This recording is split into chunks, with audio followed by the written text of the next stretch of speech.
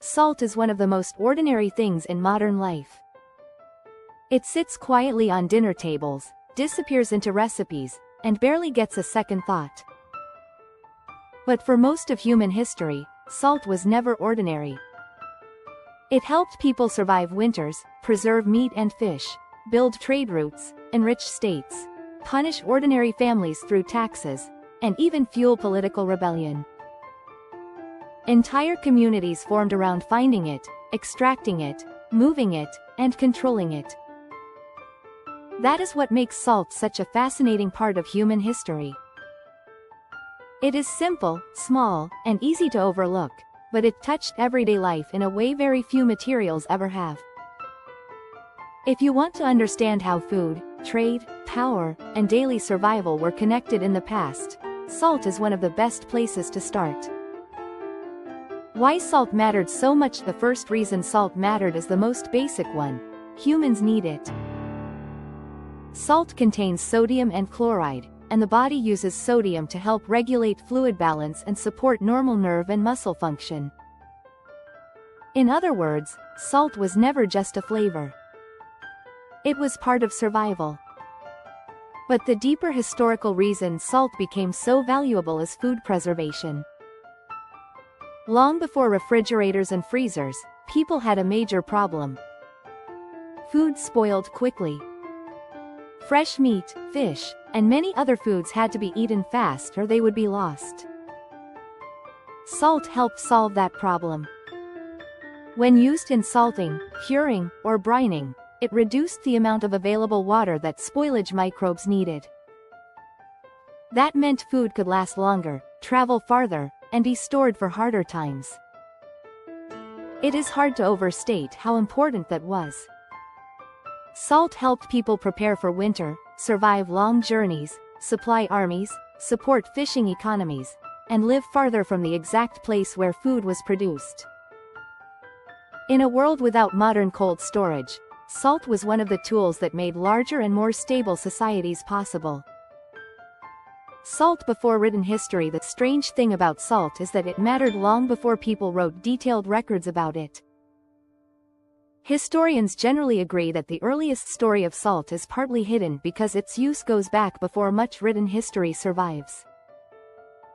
People likely noticed in very practical ways that animals were drawn to salty places, that seawater could leave crystals behind, or that certain foods lasted longer when exposed to salt. Over time, people found several ways to get it. In coastal areas, salt could be made by evaporating seawater. In dry inland areas, it could come from salt lakes and natural brines. In other places, people mined rock salt from underground deposits. So even though salt seems like one simple material, the methods of getting it were very different depending on geography. One of the most famous early salt centers in Europe was Hallstatt, in present-day Austria. That area became known for prehistoric salt production and eventually gave its name to an entire archaeological culture. This is a good example of how salt was not just a food ingredient. It could shape settlement, labor, wealth, and regional identity. Salt and the birth of trade routes. Once something becomes necessary and unevenly distributed, trade follows. Salt was not available in the same amount everywhere, and that turned it into one of the great trade goods of the ancient and medieval world. In Italy, one of the best-known examples is the Via Salaria, or Salt Road, a route associated with moving salt inland. The existence of a road so closely tied to salt tells you how important the mineral had become. Salt was not a luxury in the modern sense, but it was valuable enough to organize transport networks around it. Farther south, salt became even more dramatic in the story of the Sahara. Trans-Saharan trade routes moved salt across enormous desert distances. Salt from Saharan mines and oases traveled toward regions where it was badly needed, while other goods, including gold, moved through the same wider commercial world. In these systems, salt was not a side product. It was one of the reasons the routes existed at all. This is one of the most important things to understand about salt. It did not matter only in kitchens. It mattered on roads, in caravans, in river ports, and in marketplaces. It connected places that produced it with places that desperately needed it. It turned geography into economics. Salt, power, and government control. Whenever a product becomes essential, governments notice. Salt was needed by nearly everyone, which made it a tempting source of control and revenue. If a ruler could control salt production or tax salt sales, that ruler could tap into daily life in a direct and reliable way. In China, salt became tied to state power for centuries through taxes and monopolies. That was not accidental. Salt was useful to governments precisely because people could not simply ignore it. A tax on a luxury item might be avoidable. A tax on something essential is much harder to escape. The same basic logic appeared in many other places too. States understood that salt could fund administration, armies, and political systems. But this also created resentment. When governments squeezed too hard, salt could become more than an economic issue. It could become a symbol of unfair power.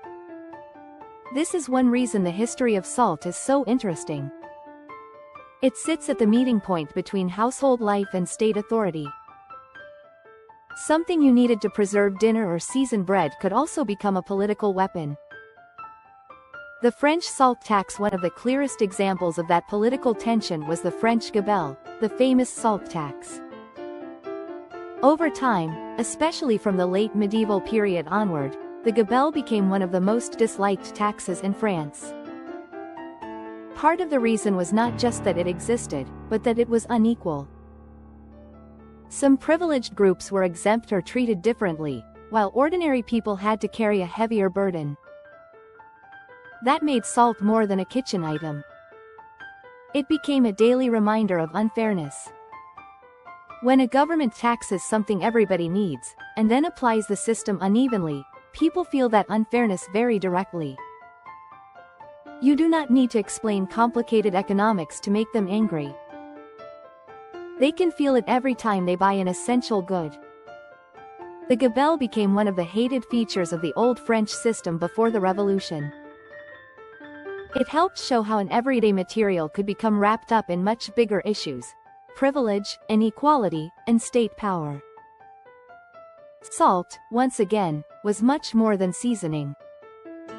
Salt and resistance in India. If France shows salt as a symbol of unfair taxation, India shows salt as a symbol of resistance. In 1930, Mahatma Gandhi led the Salt March against British rule in India. The protest targeted the British monopoly and tax on salt, turning a basic daily necessity into a powerful political statement. This was such an effective symbol because salt was universal. Rich or poor, people needed it. That meant the protest was not about an abstract political theory. It was about something ordinary people understood immediately. By focusing on salt, Gandhi connected national independence to everyday life. The march itself became one of the defining acts of nonviolent resistance in modern history. What made it so powerful was its simplicity. The issue was clear. The object was familiar. The injustice was easy to understand. Once again, salt became a bridge between ordinary life and major historical change.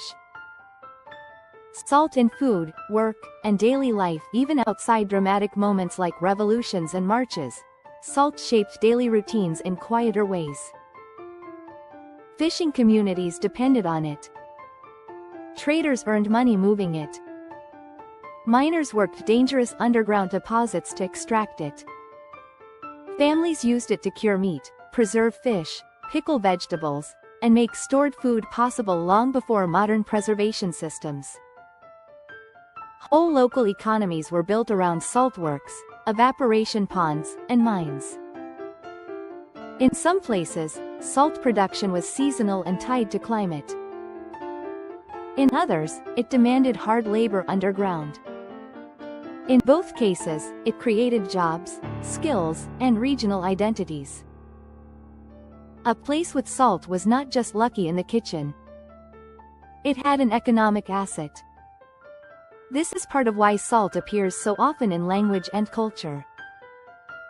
Even the word salary comes from the Latin salarium, originally referring to a Roman soldier's allowance to buy salt. That does not mean people literally lived in a world where everyone was paid in piles of salt, but it does show how deeply salt was woven into ideas of value, work, and compensation. What changed in the modern world? So if salt used to be so central, why does it feel so ordinary now? The biggest reason is that modern technology reduced its role as a life or death preservative. Refrigeration, freezing, canning, and industrial food systems changed how food could be stored and transported. Salt never disappeared, but it no longer carried the same absolute survival value it once did. At the same time, modern industry gave salt new roles. It is still used in food, of course, but also in chemical manufacturing, water treatment, and de-icing roads. So salt remained important, just in a different way.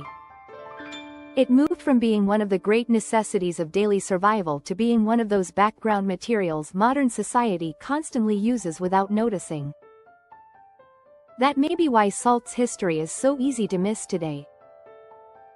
Its success made it invisible. When something becomes cheap, common, and always available, people stop seeing the centuries of labor, trade, and conflict behind it. Why salt still matters? Salt still matters because it reveals something important about history. Civilization is not built only on kings, battles, and grand monuments. It is also built on ordinary materials that solved ordinary problems. Salt helped answer one of humanity's oldest questions. How do we keep food usable long enough to survive, travel, trade, and build larger communities? That simple function gave salt the power to influence settlement, commerce, taxation, labor, and politics across huge stretches of time. It also reminds us that everyday life is often where history becomes most real. People do not experience power only through laws and armies.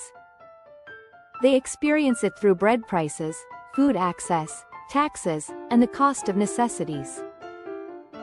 Salt sat right in the middle of that world. So the next time you see a salt shaker on a table, it is worth remembering that you are looking at something with an extraordinary past. Salt helped preserve food before the modern age, shaped roads and caravans, supported economies, enriched governments, angered populations, and inspired resistance. Few substances so small have carried such a large historical weight. Salt may look ordinary now, but for thousands of years, it helped shape the way humans ate, traded, governed, and survived. And that is what makes its story so powerful. Sometimes the things that changed civilization the most are the ones hiding in plain sight. If you enjoyed this video, please like, share and subscribe. Then tap the bell icon to turn on all notifications so you never miss any of our future videos.